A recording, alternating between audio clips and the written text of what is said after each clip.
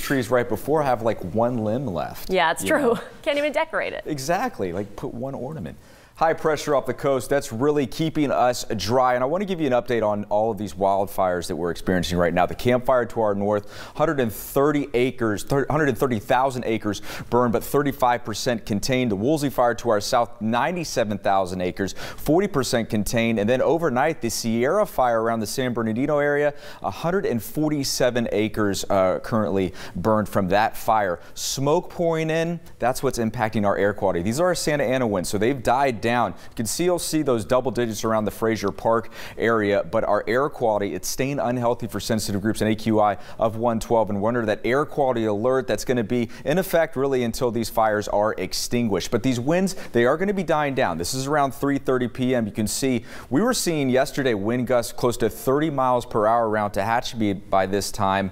3:30 right now, or 3:30 this afternoon, 13 miles. As we get into the evening hours, they die down to single digits, and that's great for these fire weather conditions. This is around 4 p.m. Look, all that yellow gone. When we get to around 9:30, 10 o'clock tonight, just like sprinkles right there, because those winds, again, dying down, can't pick up any embers that may get started out there. Those lower 70s, hazy conditions for the next 3 days, a high of 71 expected today. Those low 70s going to take us into Sunday. Bakersfield Marathon, 68 degrees, should be some good conditions when it comes to weather-wise, temperature-wise there. We'll stay in those 60s as we go into Thanksgiving next week. We're turning downwards, though, when it comes to our temperatures. Those low 60s, 63 expected for Thanksgiving. I know you see some rain here, but don't get too excited right now. Forecasters continue to move it back, but we'll continue to track that low staying in those 40s.